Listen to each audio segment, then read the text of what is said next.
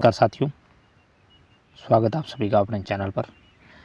बाल विकास शिक्षा शास्त्र CDP के हम 1500 टॉपिक वाइज MCQ देख रहे हैं। क्लास 1 और 2 अपलोड हो चुकी है। आज का ये पार्ट 3 होगा, जो 100 के लगभग हम MCQ देखेंगे। इस पार्ट में 200 सवाल देख चुके हैं, 201 आज सवाल देखेंगे। बाल विकास शिक्षा शास्त्र के इम्पोर्टेंट ये क्वेश्चन है, आंसर सही या टिक लगाए हुए बेहतरीन क्वेश्चन आप ज़रूर रिवाइज करिएगा CDP के क्वेश्चनों को।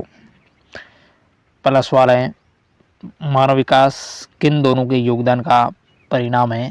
तो मानव विकास है वो वंशक्रम और वातावरण दोनों के योगदान का परिणाम माना जाता है। ऑप्शन 3 इसका करेक्ट होगा। अगला सवाल है, निम्न में से कौन सी विशेषता आंतरिक रूप से अभिप्रेरित बच्चों के लिए सही नहीं है? वह हमेशा सफल होता है। ये जरूरी नहीं है कि हमेशा सफल होना। किशोरावस्था में संवेगों की तीव्रता किस प्रकार है? तो प्रतिकूल पारिवारिक संबंध के प्रति है, व्यवसाय की समस्या होती है, नई परिस्थिति के साथ समायोजन की समस्या होती है। तो किशोरावस्था में संवेगों की बहुत तीव्रता होती है। नेक्स्ट सवाल है, बहिर्मुखी प्रवृत्ति के व्यक्ति होते हैं, सामाजिक और मित्रतापूर्ण व्यवहार के धनी होते हैं। अगला क्वेश्चन है, सामाजिक पैमाने की विधि के अनुसार इनमें से सुपरस्टार यानी अति मानव वह होता है जिसे ज़्यादातर लोगों द्वारा चयन किया जाता है। तो ऑप्शन 1 इसका करेक्ट होगा। आगे क्वेश्चन है 206, व्यक्तित्व के मूल्यांकन हेतु प्रयुक्त शब्द जो शास्त्रीय परीक्षण विधि है, उसका प्रयोग जुंग द्वारा किस वर्ष में किया गया था? 1910 में प्रयोग हुआ था। निम्न में से कौन सा विकासात्मक कार्य उत्तर बाल्यावस्था के उपयुक्त नहीं है? यानी उत्तर बाल्यावस्था में यह विकास नहीं होता है। पुरुषोचित और स्त्रीयोचित सामाजिक भूमिकाओं को प्राप्त करना, सामान्य खेलों के लिए आवश्यक जो शारीरिक कुशलता है यहाँ सीख जाते हैं, व्यक्ति का आत्मनिर्भरता प्राप्त कर देते हैं और अपने हम उम्र बालकों के साथ रहना सीखना शुरू कर देते हैं। लेकिन यह जो सामाजिक भूमिकाओं को प्राप्त करना, यह उत्तर बाल्यावस्था में नहीं होता है। अधिगम में प्रयत्न व भूल के सिद्धांत का प्रतिपादन करने वाले कौन है? तो थॉर्नडाइक ने प्रयत्न व भूल का सिद्धांत दिया था। अगला सवाल है, निम्न में से कौन सा मत अंतर्दृष्टि द्वारा सीखने की व्याख्या करता है? तो गेस्टाल्टवाद है वो सूझ द्वारा सीखने का सिद्धांत देते हैं। नेक्स्ट क्वेश्चन है, शैक्षिक विकास में मूल्यांकन का अर्थ है ज्ञान क्षमता का मूल्यांकन। बेहतरीन ये क्वेश्चन है। व्यक्तिगत भिन्नता का क्या अर्थ है? व्यक्तिगत भिन्नता का अर्थ है कि कोई दो व्यक्ति शारीरिक मानसिक योग्यता और संवेगात्मक दशा में समान और एक जैसे नहीं होते हैं। पावलोव ने सीखने के अनुबंधन प्रतिक्रिया सिद्धांत का प्रतिपादन कुत्ते पर प्रयोग करके शुरू किया था। कुत्ते पर प्रयोग करके किया था अनुबंधन प्रतिक्रिया का सिद्धांत।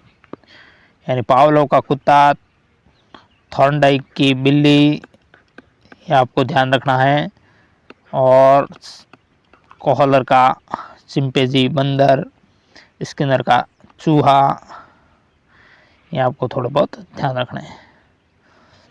शिक्षा का समान अवसर का अर्थ क्या है? शिक्षा का समान अवसर, इसका अर्थ क्या है?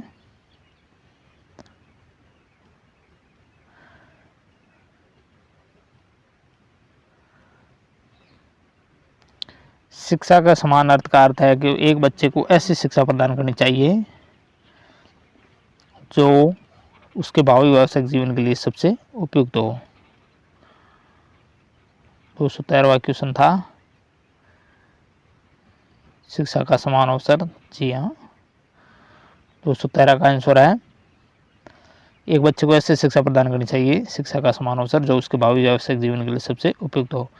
नेक्स्ट सवाल है, ये इंपॉर्टेंट क्वेश्चन है। हार्वर्ड गार्डनर है,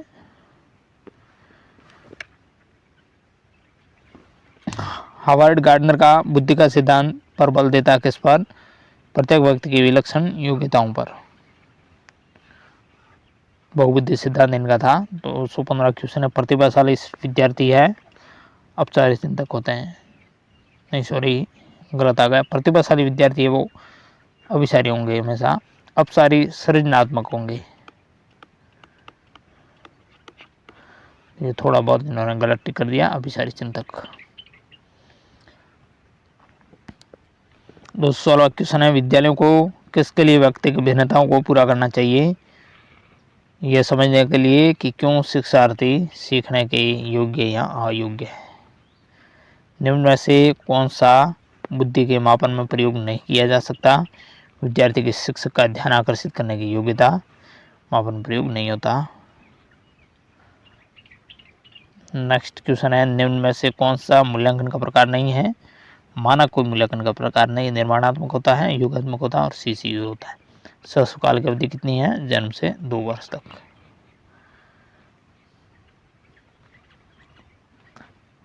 कक्षा अध्यापक ने राघव को अपनी कक्षा में अपने कीबोर्ड पर स्वयं द्वारा तैयार किया गया मधुर संगीत बजाते हुए देखा।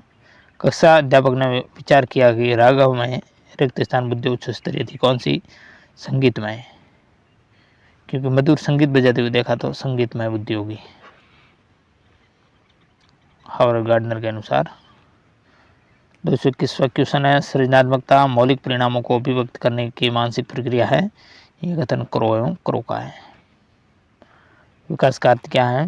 अभिप्रेरणा और अनुभव के फलस्वरूप होने वाले परिवर्तनों की उत्तरोत्तर श्रृंखला है। मनोविज्ञान की बही दर्शन विधि के जनक कौन माने जाते हैं? जेबी वाटसन। शिक्षा मनोविज्ञान ने स्पष्ट और निश्चित स्वरूप कब धारण किया था? 1920 में। कौलसनिक शिक्षा मनोविज्ञान का कौलसनिक है शिक्षा मनोविज्ञान का आरंभ किससे मानते हैं? अरस्तु से। सीखना किससे प्रभावित होता है? प्रेरणा से। सीखना है वो प्रेरणा से प्रभावित होता है।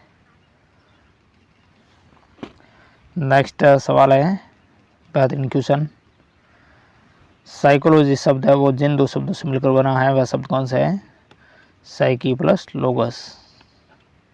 लैटिन भाषा के ये दोनों शब्द हैं। लैटिन कहो या ग्रीक कहो। खेल को ऐच्छिक तथा आत्म प्रेरित क्रिया किस मनोवैज्ञानिक ने बताया था? स्टर्न ने। स्टर्न ने क्या कहा? खेल ऐच्छिक है और आत्म प्रेरित क्रिया है। निम्न में से जो समाज नीति विधि है उसके प्रणेता कौन है? Jacob L Moreno. JL Moreno. तो बच्चों बालकों में खेलों से विकसित होने वाली शक्तियां हैं, तो ये सभी खेलों से ही विकसित होती हैं। शारीरिक, मानसिक और सामाजिक सभी खेलों से विकसित होने वाली प्रक्रिया है।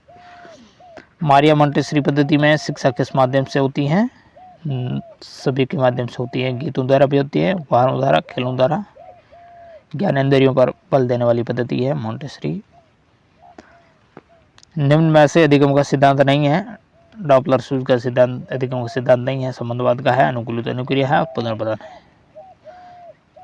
वह प्रथम अमेरिकी मनोवैज्ञानिक जिसने पशुओं पर सर्वप्रथम प्रयोग किए थे, तो थॉर्नडाइक ने।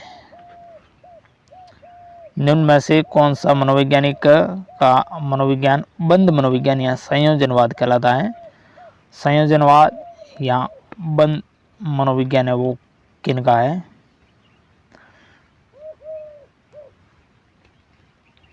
संयोजनवाद या बंद मनोविज्ञान है वो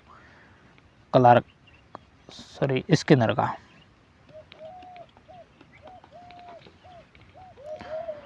अगला सवाल है, गेस्टाल्ट के सिद्धांत का शिक्षा में अनुप्रयोग क्या है? ये सभी होगा। स्थिति का स्पष्ट संगठन, अधिगम स्तर के अनुकूलन, परिस्थितियों का निर्माण, सब क्रिया द्वारा खोज हेतु प्रोत्साहन। अगला सवाल है, सक्रिय अनुबंध का निम्न में से शिक्षा में कौन सा अनुप्रयोग नहीं है? व्यवहार को अपेक्षित रूप देना प्रयोग नहीं है। एक आदर्श अध्यापक में पाया जाने वाला गुण है, ये सभी गुण हैं। लोकतंत्रात्मक दृष्टिकोण होता है, विषय वस्तु पर अधिकार होता है, बाल मनोविज्ञान का भी ज्ञान होता है।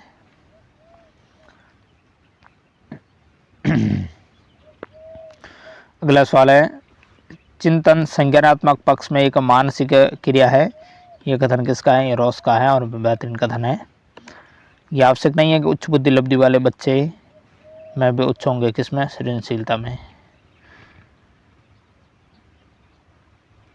नेक्स्ट सवाल है, अहम निर्देशित होता है वास्तविकता सिद्धांत द्वारा, यानी चेतन मन होता है अहम। मनोवैज्ञानिकों के अनुसार निम्न में से किस विधि द्वारा मूल प्रवृत्तियों में परिवर्तन लाया जा सकता है? मार्गांतरीकरण द्वारा, खिलौनों की आयु, पूर्व बाल्यावस्था। ये एग्जाम में सवाल आ चुका है, प्रीवियस ईयर क्वेश्चन है। निम्न में से कौन सा एक माध्यमिक विद्यालय की कक्ष में शिक्षक की भूमिका का सर्वोत्तम या उचित वर्णन करता है? चर्चाओं के अवसर उपलब्ध करवाना। बच्चों के अधिगम को सुगम बनाने के लिए अध्यापकों को एक अच्छे कक्षाई परिवेश का सृजन करने की आवश्यकता है। इस प्रकार के अधिगम परिवेश बनाने के लिए दिए गए कथनों में से कौन सा कथन सत्य नहीं है?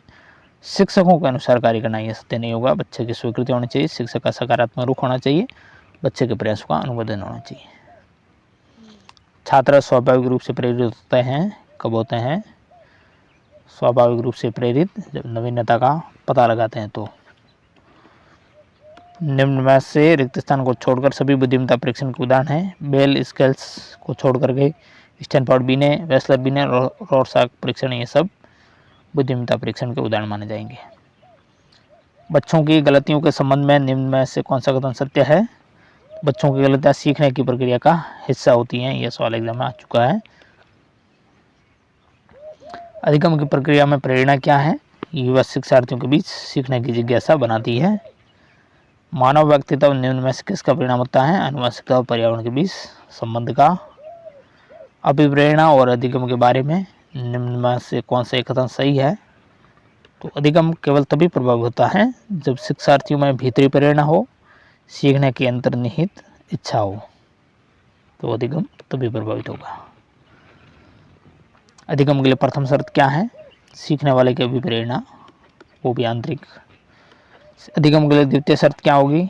सेकंड शर्त अधिगम के लिए होगी सीखने वाले की बहुअनुक्रियाएं, सीखने वाले की बहुअनुक्रियाएं। अधिगम के लिए तृतीय शर्त होगी सीखने वाले को पुनर्बलन। अधिगम के लिए चतुर्थ शर्त होगी सीखने वाले का अभ्यास। अधिगम अपेक्षाकृत व्यवहार में स्थायी परिवर्तन है जो अभ्यास तथा अनुभव के परिणाम स्वरूप होता है, यह कथन है मॉर्गन का। सर ये गिलफोर्ड का है, इन्होंने गलत कर दिया, ये गिलफोर्ड का कथन है, ऑप्शन 4 होगा। अनुभव एवं प्रशिक्षण द्वारा व्यवहार में संशोधन ही अधिगम है, ये परिभाषा है गेट्स की और बहुत अच्छी परिभाषा। अनुभव, प्रशिक्षण, गेट्स। अधिगम आदतों, ज्ञान और अभिवृत्ति का अर्जन है, ये परिभाषा है क्रो एंड क्रो की, ये वेरी वेरी इंपॉर्टेंट परिभाषा है। व्यवहार के कारण व्यवहार में परिवर्तन, अधिगम की ये परिभाषा गिलफोर्ड ने दी थी। ऊपर क्या क्वेश्चन आया वो राइट था, मैंने गलत बताया था यहाँ। हाँ ये है अधिगम अपेक्षाकृत व्यवहार में स्थायी परिवर्तन अभ्यास अनुभव के परिणाम स्वरूप। मॉर्गन की परिभाषा है।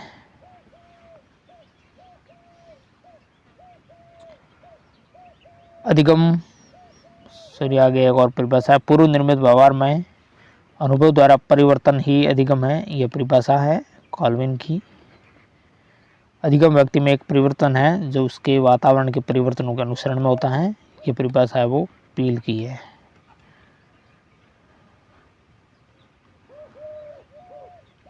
नेक्स्ट सवाल है,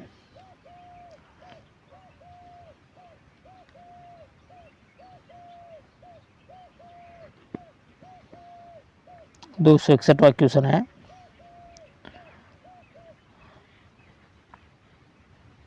निम्न में से किस मनोवैज्ञानिक का सिद्धांत सुव्यवस्थित व्यवहार का सिद्धांत कहलाता है? तो CL हल का।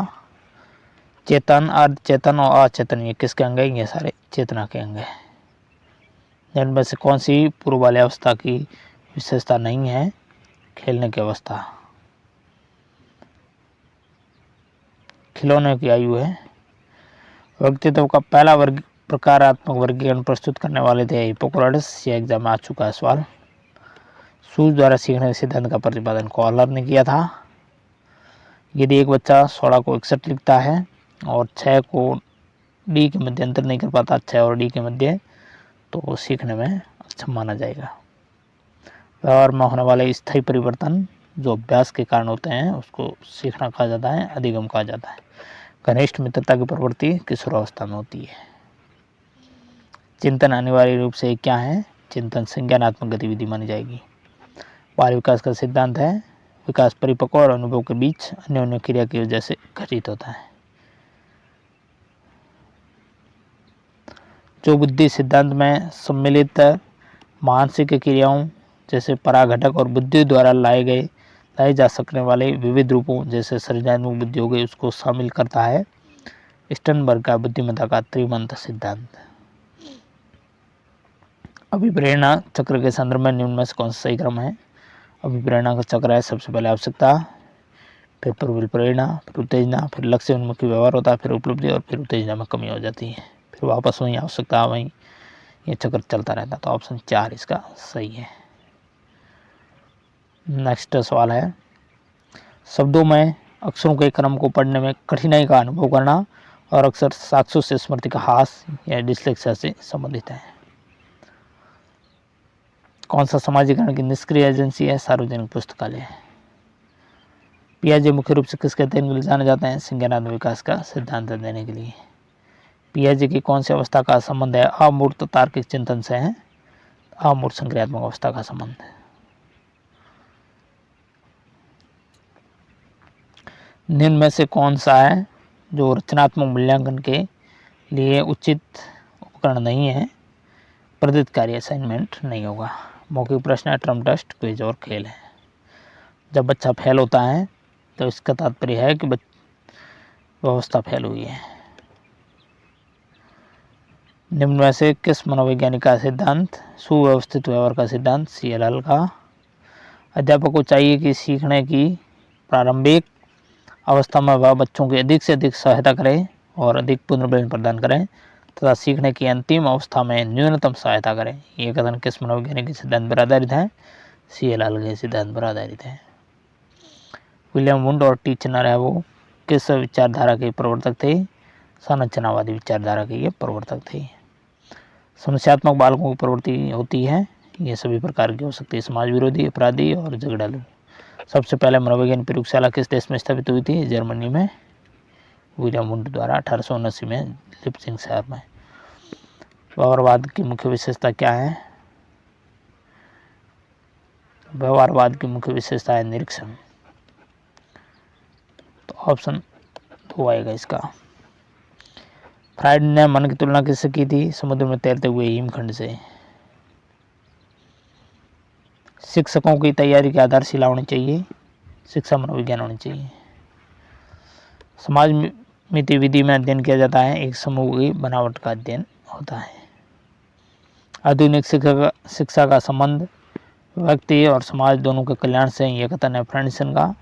किशोरावस्था की विशेषताओं को सही ढंग से स्पष्ट करने वाला शब्द है वो परिवर्तन। स्वस्थ शरीर में स्वस्थ मस्तिष्क का निवास रहता है, ये कथन है अरस्तु का।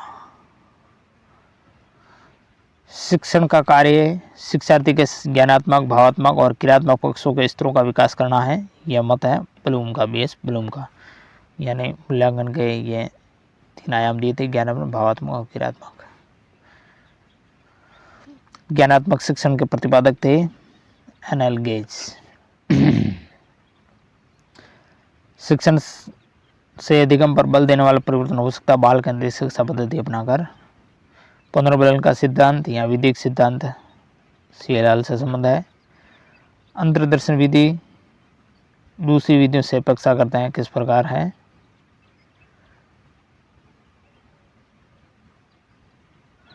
पुरानी विधि है अंतर्दर्शन की।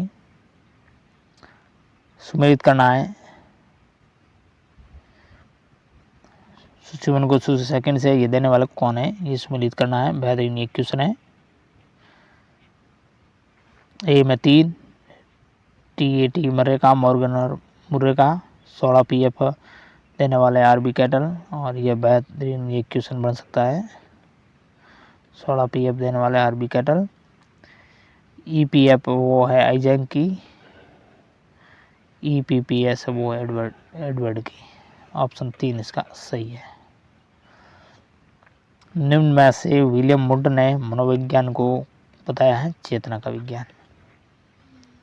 निम्न में से पिल्सबरी ने मनोविज्ञान को बताया है मानव व्यवहार का विज्ञान।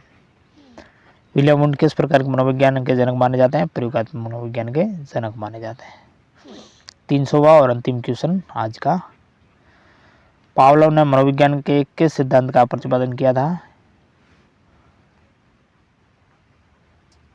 चिरस्मृत अनुकूलन सिद्धांत का।